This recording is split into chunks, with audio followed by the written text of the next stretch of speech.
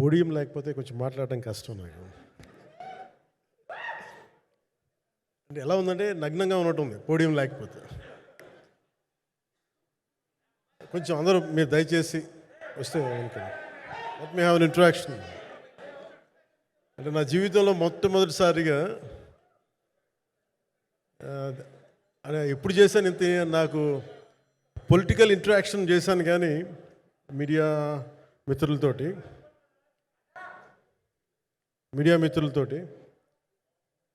Cinema పరంగా నేను ఎప్పుడు ఆలోచించలేదు, ఎప్పుడు నాకు చేయలేదు. ఫస్ట్ టైం మొదటిసారి నేను ఎప్పుడు కొంచెం మొహాట పడతాను మాట్లాడటానికి సినిమాకి సంబంధించినంత వరకు. ఇక్కడ సినిమాని ఎలా ప్రమోట్ చేసుకోవాలో నాకు తెలియదు. పని చేయడం తెలుసు తప్ప దీన్ని అంటే మనం ఇంత చేసామని చెప్పడం ఎప్పుడు నాకు కొంచెం ఎబ్బెట్టుగాను ఇబ్బందిగా ఉంటుంది. ఇంకా నేను చాలా యాక్సిడెంటల్ యాక్టర్ అండ్ ఇంకా గత్యంతరం లేక టెక్నీషియన్ అయిన వాడిని. నాకు నచ్చే సన్నివేశాలు, నచ్చే సినిమాలు చేసుకోవడానికి. ఆ పరిస్థితుల్లో ఇది నా మొదటి ఇంటరాక్షన్. ఇది నా పర్లేదు కూర్చోండి.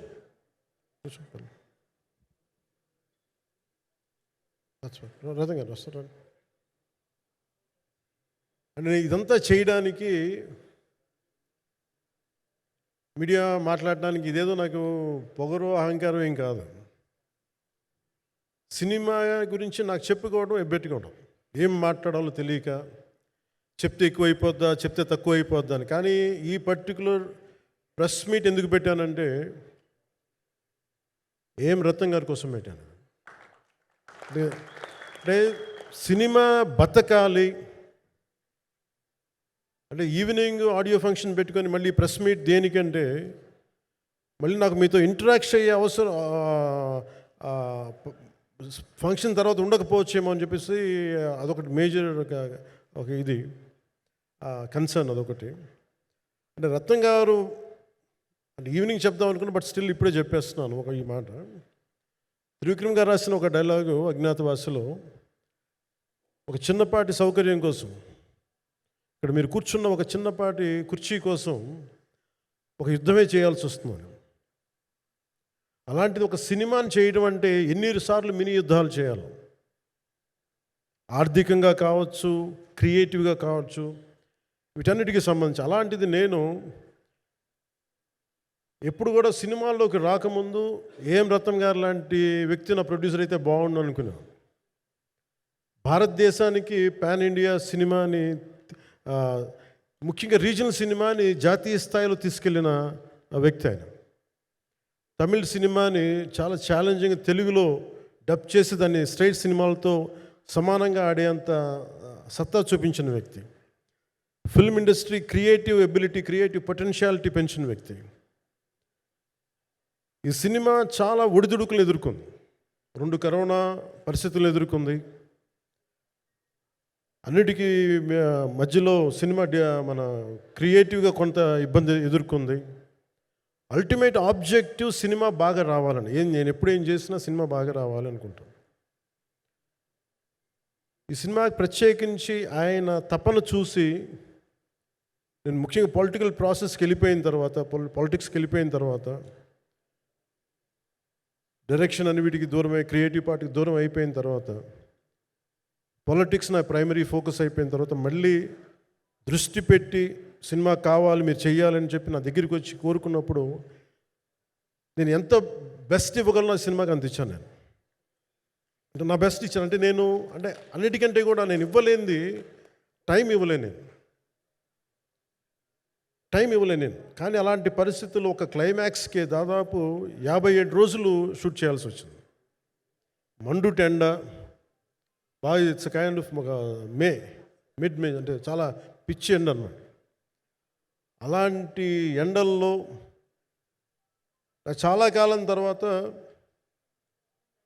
నాకు మార్షల్ ఆర్ట్స్, నేను ఎప్పుడో నేర్చుకున్న మార్షల్ ఆర్ట్స్, ఒక ఎస్క్రీమా కానీ, ఊషు కానీ, నేను నేర్చుకున్న సెల్ఫ్ డిఫెన్స్ టెక్నిక్స్ కానీ, యుఎస్లో నేను ఒక వర్క్షాప్ చేసిన జీత్ కండు ఇవి కానీ ఇవన్నీ ఈ సినిమాకి నాకు పనికి వచ్చినాయి. నాకు ఇవన్నీ వీళ్ళతో డిఫరెంట్ కొరియోగ్రాఫర్స్తో కూర్చొని ప్రత్యేకించి క్లైమాక్స్ పార్ట్ ఇది అందరికీ ఇన్స్పైర్ చేసింది.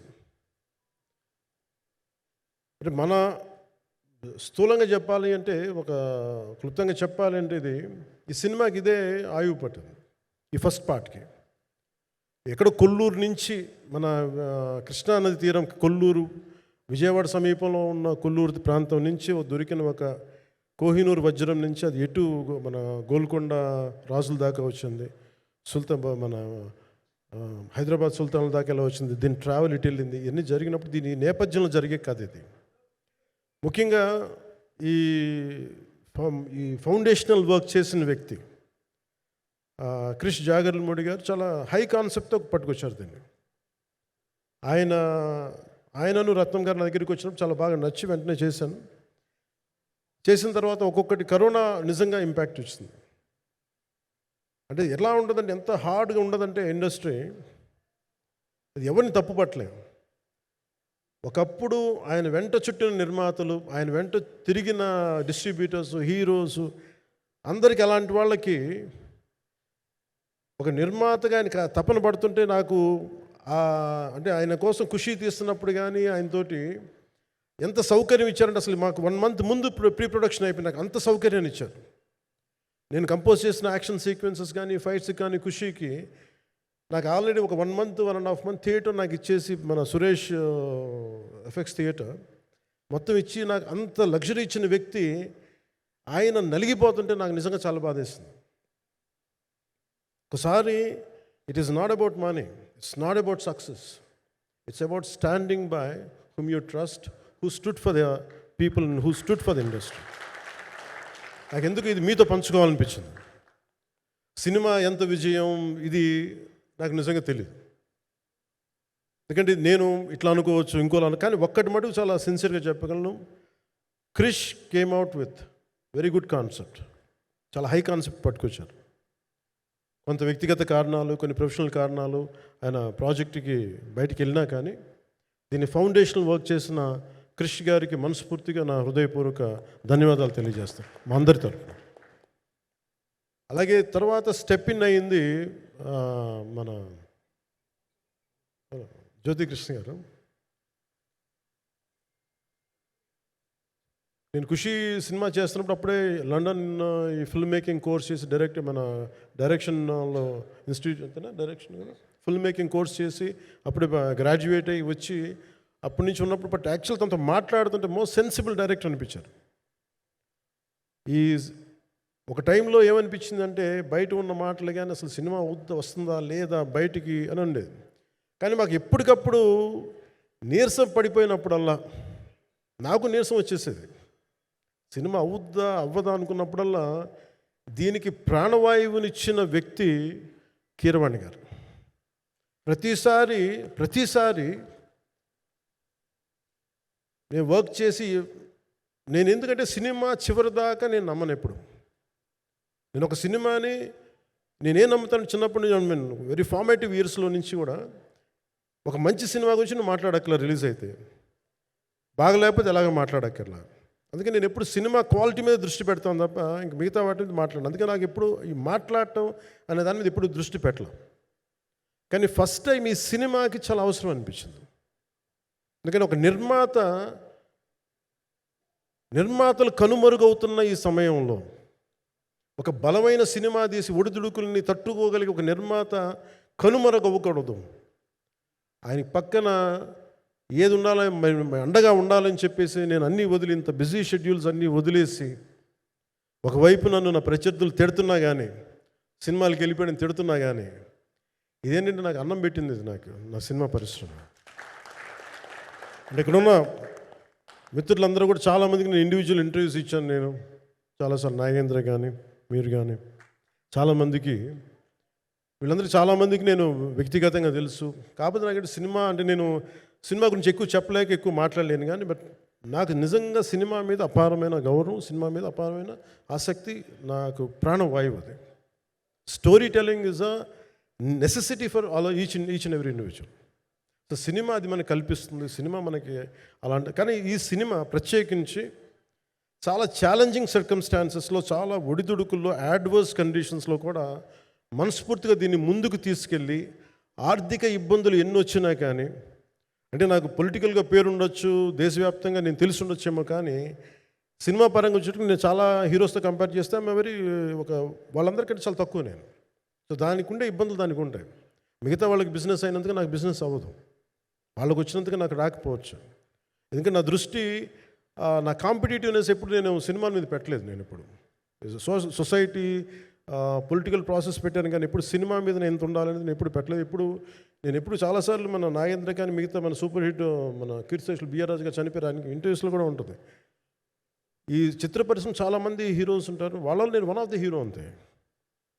నాది ఒక సంవత్సరంలో ఒక ఫ్రైడే, ఒక థర్స్డే రిలీజ్ అవుద్ది అంతే, అంతకుమించి తప్ప ఇది అందరి పరిశ్రమ, అందరూ రావాలి అలాంటిది నేను కోరుకునేవాడిని నేను.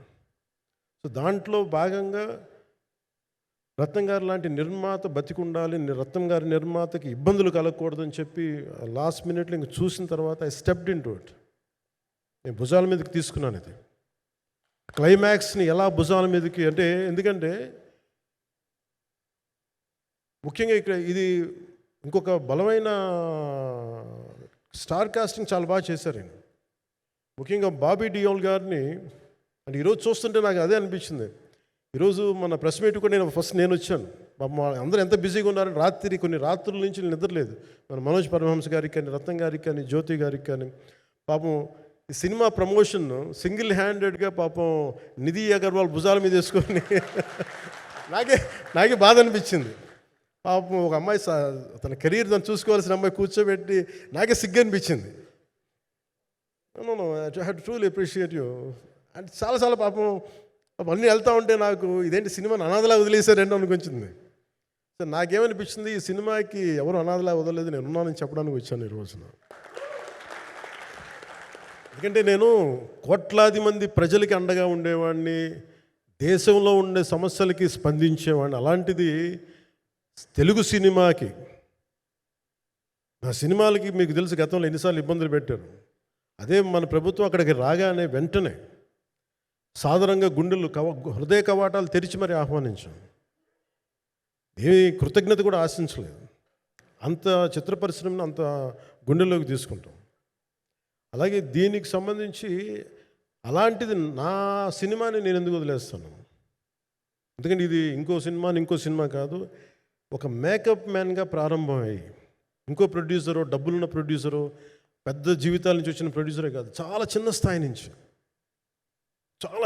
ఒక మేకప్ మ్యాన్ స్థాయి నుంచి బాయ్గా స్టార్ట్, అంటే చిన్నపాటి అసిస్టెంట్గా స్టార్ట్ అయ్యి చాలామంది మన సీనియర్ దర్శకులందరి దగ్గర పనిచేసి అంచెలంచెలుగా ఎదిగి నిర్మాత అయ్యి, దర్శకుడయ్యి, స్క్రీన్ ప్లే రైటర్ అయ్యి, మీరు ఏమన్నానంటే ఆయన మౌనంగా ఉంటారు.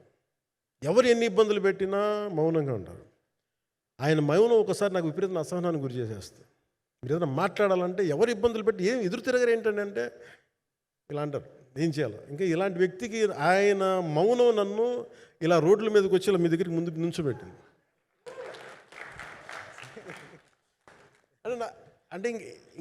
అంటే ఆయన ఏంటంటే చెప్తారు, ఆయన మౌనం అంటే రమణ మహర్షి నుంచి బాగా నేర్చుకున్నట్టున్నారు. మౌనం అన్నిటికీ సమాధానం. సో నాకు మనస్ఫూర్తిగా ఈ స్టార్ కాస్టింగ్ ఒకటి అంటే నాకు చిత్ర పరిశ్రమ మీద ఎందుకు ఇంత గౌరవం అంటే, మనందరం కులాల మీద, మతాల మీద, ప్రాంతాల మీద, భాషల మీద కొట్టుకుంటూ ఉంటాం. But any film industry take in this world, especially Indian film industry, దీనికి there is no caste discrimination, there is no region discrimination, there is no religion discrimination, nothing. It's purely your creative potentiality, purely your creative ability. నువ్వు చిరంజీవి గారి తమ్ముడు కావచ్చు, చిరంజీవి గారి కొడుకు కావచ్చు, లేదంటే ఇంకొకళ్ళు అబ్బాయి కావచ్చు, మేనల్లుడు కావచ్చు, ఇట్ డజంట్ మ్యాటర్. నీకు టాలెంట్ లేకపోతే నువ్వు నిలబడలేవు, నీకు సత్తా లేకపోతే నువ్వు ఇక్కడ ఉండలేవు. అది నా కొడుకైనా సరే. ఇట్ ఆల్ డిపెండ్స్ నీకు ఎంత టెనాసిటీ ఉంది, ఎంత పర్సీవరెన్స్ ఉంది, ఎంత నిలబెట్టుకోగలవు, ఎంత నిలదొక్కుకోగలవు, ప్రతికూలతలు ఎంత బలంగా నిలబడగలవు. ఒక నిర్మాత సినిమా తీయడం అంటే ఒక యజ్ఞం చేయడం లాంటిది. తిట్లు తినాలి, ఇబ్బందులు పడాలి, అన్నీ పడిన తర్వాత ఫైనల్ డబ్బులు మిగిలితే కూడా లేదు తెలియదు.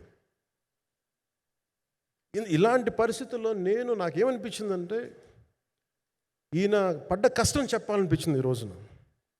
ఈ ప్రెస్ మీట్ తాలూకు ముఖ్య అంశం ఒక చిన్న స్థాయి నుంచి వచ్చిన వ్యక్తి నిర్మాతగా ఎదిగి ఆయనకున్న పాపం ఆయన మంచితనం ఆయన్ని శాపంగా అవ్వకూడదని చెప్పి ఒక ఉద్దేశంతో ఆయన మంచితనం చెప్పాలి, ఆయన ఒక మంచి సినిమా చేశారని చెప్పడానికి నేను ఈ రోజున మీ ముందుకు వచ్చాను. ఎందుకంటే నేనేం నమ్ముతానంటే సినిమా బాగుంటే ఎలాగో చూస్తారు, దీని గురించి చెప్పక్కర్లేదు. సినిమా బాగాలేకపోతే ఎలాగో చూడరు, మీరు ఎంత పబ్లిసిటీలు చేయండి ఇవన్నీ అనుకోండి. అందుకే నేను పెద్ద ఎక్కువ మాట్లాడడానికి ప్రయత్నం చేయను. కానీ ఈ పర్టికులర్ రోజు మటుకు, ప్రత్యేకించి ఈ రోజు మటుకు ఆయన పడ్డ కష్టం ఈ సినిమాకి, అలాగే ఒక్కొక్క కాస్టింగ్ ఆయన చేసింది, దీనికి నేను క్రిష్ గారిని కూడా చాలా మనస్ఫూర్తిగా అభినందిస్తున్నాను. ఎందుకంటే ఆయన కూర్చున్నప్పుడు ఎంతమందిని పెట్టాం, ఒక ఔరంగజేబ్గా మిగతా నటులు ఒకళ్ళిద్దరు యాక్టర్స్ని పెట్టి కూడా ఒకళ్ళ చేత యాక్ట్ చేయించాం ఒకళ్ళ చేత. కానీ Bobby Deol so apt for Aurangzeb, ఎంత కన్విక్షన్తో చేశాను. అప్పటికి ఆయనకి ఇంకా ఆయన చేసిన హిందీ సినిమాలు కూడా రాలేదు ఇంకా ఆయనకి. ఎంత కన్విక్షన్తో చేశారంటే నాకు నిజంగా ఆయనతో యాక్ట్ చేయడం చాలా ఆనందాన్ని ఇచ్చింది. సో అలాంటి బాబీ డియోల్ గారిని మొత్తం pan India. Manoj Paramahamsa was roped in last. ఇంకా సినిమా ఎట్లా మనం అయిపోవాలి, నేను పాలిటిక్స్కి వెళ్ళిపోయిన తర్వాత, డిప్యూటీ సీఎం బాధ్యతలు తీసుకున్న తర్వాత అందరికీ అయిపోయింది, సినిమాలు చేయలేడు ఇతను, ఎలా చేస్తాడంటే నాకు తెలుసు కష్టం అని. నేను ఎలా చేశాను ఈ సినిమా అంటే, పొద్దున్న 2 గంటలు చేసామండి, బ్రేక్ఫాస్ట్ టైము, లేదంటే నా ఎక్సర్సైజ్ టైంని కొంచెం మిడ్ నైట్గో లేదంటే ఎర్లీ మార్నింగ్ 4 గంటలు పెట్టుకొని, ఆ 2 గంటలు ఏమి దొరుకుతుందో ఆ 2 గంటలు ఇస్తే జ్యోతి, మనోజ్ గారు, మన రత్నం గారు వీళ్ళు కూర్చొని ప్లాన్ చేసి, అది కూడా నా ఆఫీస్కి, నా పార్టీ ఆఫీస్కి కూతవేటు దూరంలో ఉన్న ఒక మా స్నేహితులు ఒక వాళ్ళ గోడౌన్ ఉంటే అక్కడ కూర్చొని షూట్ చేసాం. ఎంత మండుటెండంటే అసలు దాంట్లో కూర్చొని మ్యాట్ వర్క్ చేసి మీరు ఫైనల్ రిజల్ట్స్ చూస్తే ఇది ఇక్కడ చేశారంటే అంత ఆశ్చర్యం అనిపిస్తుంది. Hats off to Manoj Paramahamsa garu. And ఈ సీన్స్ అన్నిటికీ ప్రీ విజువలైజేషన్, ప్రతి సీన్ చేయబోయే ముందు అసలు నాకు ఏమనిపించిందంటే, సినిమా చేయగలమా లేదనని పరిస్థితుల్లో జ్యోతికృష్ణ గారు ముందుకు వచ్చి నాతో మాటలు నేను చెప్పలేదని, ఇది ఇలా చేస్తాం అలా చేస్తాం ఏం చెప్పలా, ఏమి చేయబోతున్నాడో ఎవ్రీథింగ్ వాజ్ ప్రీ విజువలైజ్డ్. ఈ సీన్ ఇలా ఉండబోతుంది, ఈ చేయబోయే సీన్ ఇలా ఉండదు. నాకు దాని మీద ఆత్మవిశ్వాసం కలిగింది. నాకు లేదు, ఒక సత్తా ఉన్న దర్శకుడు, తెలుగు చిత్ర పరిశ్రమకి సైజ్ తీయగలిగేవాడు, మంచి సాలిడ్ ఎడిటింగ్ సెన్స్ ఉన్నవాడు, మ్యూజికల్ సెన్స్ ఉన్నవాడు. అలాంటి వ్యక్తికి మనోజ్ పరమహంస గారు తోడారు. వీళ్ళిద్దరు కాంబినేషన్లో రత్నం గారి అనుభవంతో ఈ రోజున ఒక మంచి ప్రోడక్ట్ అయితే తీసుకొచ్చాం. ఇది ఎలా ఉంటుంది, ఎలా ఉండబోతుంది, ఎంత హిట్ అవుతుంది అనేది ఇది సంపూర్ణంగా ప్రజల చేతిలోనే ఉంటుంది. అది ఏ స్థాయిలో ఇది ఉంటుంది అనేది అది ప్రజలు చెప్పాల్సింది తప్ప ఇది నేను చెప్పుకునేది కాదు. బట్ నా వరకు నేను ప్రత్యేకించి నేను వ్యక్తిగతంగా చేసింది ఈ సినిమాకి, అపార్ట్ ఫ్రమ్ యాక్టింగ్ కాంట్రిబ్యూషన్, నేను ఏ సినిమా చేసినా ప్రతి సన్నివేశంలోనూ ప్రతి సాంగ్ అండ్ డాన్స్లో కూడా కొన్నిసార్లు నేను చేయలేక, నేను ఒక రిలక్టెంట్ యాక్టర్లో ఎలాగో టెక్నీషియన్గా కూడా నాకేంటంటే, సుస్వాగతం సినిమాలో నన్ను తీసుకెళ్ళి వైజాగ్లో బస్సు మీద ఎక్కించి డ్యాన్స్ చేయమన్నారు. చచ్చిపోయాను డ్యాన్స్ చేయలేక. ఇంకా మిగతా వాళ్ళకి ఎంత తేలికైన డ్యాన్స్ నాకు చేయాలంటే నేను గింజుకుపోయి నేను అనుకున్నాను ఈరోజు సినిమాలు మానేస్తాను చెప్పి మా వదినికి ఫోన్ చేసి కూడా చెప్పాను, చాలా పర్యాలు చెప్పాను. అలాంటి అందుకని నాకేంటంటే సాంగ్ అండ్ డ్యాన్స్ కూడా నేను ఎలా చేయగలను దానికి అనుకోగా నేను ఎత్తుక్కుంటాను. అలాగే యాక్షన్ సీక్వెన్స్ కూడా రియల్ లైఫ్లో కొడితే ఎలా ఉంటుంది, మార్షల్ ఆర్ట్స్లో సాధన ఉన్నవాడిని, ఈ లాట్ ఆఫ్ వర్క్షాప్స్, ఈ మార్షల్ ఆర్ట్ వర్క్షాప్స్ చేసిన వాడిని కాబట్టి హౌ రియలిస్టిక్ వీ కెన్, ఎంత సహజంగా మనం వెళ్ళగలం, వీటి మీద ఒక అవగాహన ఉన్నవాడిని కాబట్టి చాలాసార్లు కూర్చుంటాను. కానీ ప్రత్యేకించి ఈ 20 minutes లాస్ట్ సెకండ్స్ ఇది 2 పార్ట్స్గా ఎలా అయింది అంటే, ఒరిజినల్ థాట్ క్రిష్ గారి దగ్గర నుంచి వచ్చినప్పుడు ఇట్ వాస్ క్వైట్ లాంగ్. ఒక నిన్న ఈ సినిమా ఒక పాటలు అవుద్దని అనేవాడు మొదటి నుంచి. బట్ లేటర్ వాళ్ళు డిసైడ్ చేసుకొని ఒక టైంలో ఇది అవ్వదు, we want make it as 2 parts అనుకున్నప్పుడు ఎక్కడికి వచ్చి ఆగిందంటే ఈ క్లైమాక్స్ దగ్గరికి వచ్చి ఆగింది ఫస్ట్ పార్ట్. సో చెప్తున్నప్పుడు నాకేమనిపించిందంటే how else we can take it, how else we can scale it up. So దానికి నేను కూర్చొని నాకున్న ఈ మార్షల్ ఆర్ట్స్ కానీ బేసిక్ యాక్షన్ కొరియోగ్రఫీ నా ప్యాషన్ కాబట్టి ఈ పర్టికులర్ డ్రామా, ఈ పర్టికులర్ దాంట్లో ఏంటంటే మొఘల్ టైమ్స్లో ప్రతి ఒక సగటు భారతీయుడు అనుభవించిన బాధ అది. ఒక యావరేజ్ సగటు భారతీయుడు మొఘల్ కాలంలో అనుభవించిన ఒక ఒక ఒక సిచ్యువేషన్. ఆ సిచ్యువేషన్ హీరోకి సంబంధం ఉండదు, కానీ how he gets entangled, how he gets involved in it, that is the outcome, that has been captured. So దీన్ని ఒక 57 days మేము చేయగలిగామంటే, ఆ రోజు నాకు కనుక మన జ్యోతి గారు ఉండుంటే పక్కన, maybe out done it in at least ఒక 50% ఆఫ్ ఇట్. ఎందుకంటే నేను చెప్పింది అలా చేయగలరు ఇవన్నీ కూర్చోబెట్టి వీ డిడ్ అవర్ బెస్ట్. అంటే నేనేమనుకున్నానంటే క్లైమాక్స్ చేసేటప్పుడు ఇంక నేను తర్వాత సినిమాలు చేస్తానో కూడా లేదో నాకు తెలియదు, కానీ నాకు ఇష్టమైన నిర్మాత, తెలుగు చిత్ర పరిశ్రమకి నిజంగా ఒక అండగా ఉన్న నిర్మాత, I want give my best to him. నేను అందుకని ఆంధ్రప్రదేశ్ ప్రభుత్వానికి కూడా మన ముఖ్యమంత్రి గారికి కూడా తెలియజేశాను, ఈయన్ని ఫిల్మ్ డెవలప్మెంట్ కార్పొరేషన్కి చైర్మన్ నేను ప్రతిపాదించాను. అంటే నాకేంటంటే I don't want it to be a political, ఆయన నా నిర్మాతని కాదు, ఈయన అందరు హీరోలతో తీశారు, ఈయన పాన్ ఇండియాలో ప్రతి ఒక్కరు తెలిసి ఈయనంటే. ఇలాంటి వ్యక్తి ఉంటే మన తెలుగు చిత్ర పరిశ్రమకి బాగుంటుంది. అలాగే ప్రత్యేకించి తెలుగు చిత్ర పరిశ్రమ అనేది నాకు ఈ టాలీవుడ్ అనే పదాలు నాకు వాడటం నాకు ఇష్టం ఉండదు. Bollywood, Tollywood, Kollywood, Mollywood, why should we ape Hollywood? We have a greater story narrative ability మన దగ్గర ఉంది. We have a greater storytelling ability. We don't have to ape Hollywood. We take the best practices of Hollywood, but not necessarily the name of Hollywood. వాళ్ళకున్న professionalism మనం నేర్చుకోవాలి, వాళ్ళకున్న commitment నేర్చుకోవాలి, వాళ్ళకున్న production designing ability మనం తీసుకురాగలగాలి.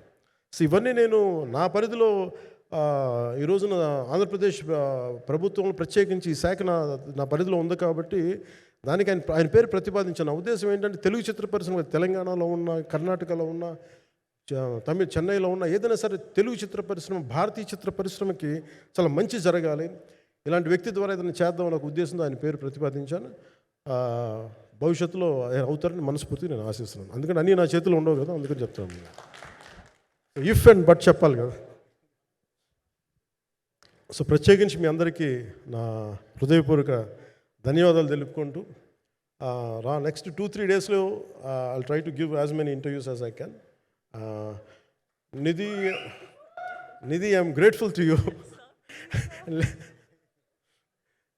పాప చాలా తపన పడి ఉంటారు. ఈరోజు ఎలా ఉంది అంటే, నాకు ఎలా అనిపించిందని, ఇందాక నేను వస్తున్నప్పుడు ఎవరు లేరు, వీళ్ళు కూడా ఎవరు లేరు.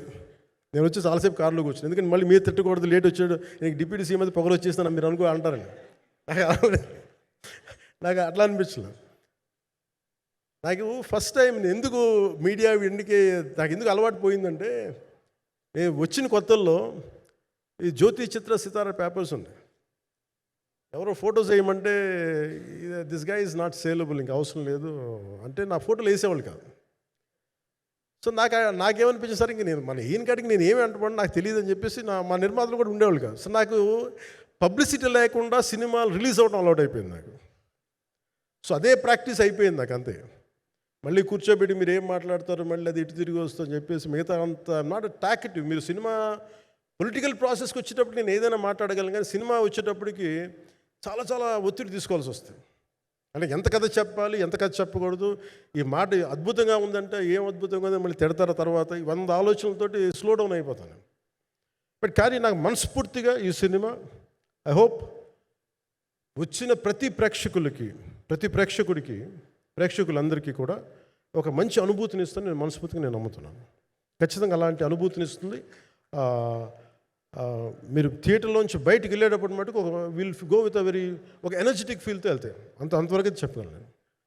ఎందుకంటే నేనే నమ్ముతాను, సినిమాకి వెళ్ళేటప్పుడు సినిమా ఒక స్టోరీ చెప్పినప్పుడు నా జీవితంలో చిన్నపాటి ప్రభావితం చూపించాలి.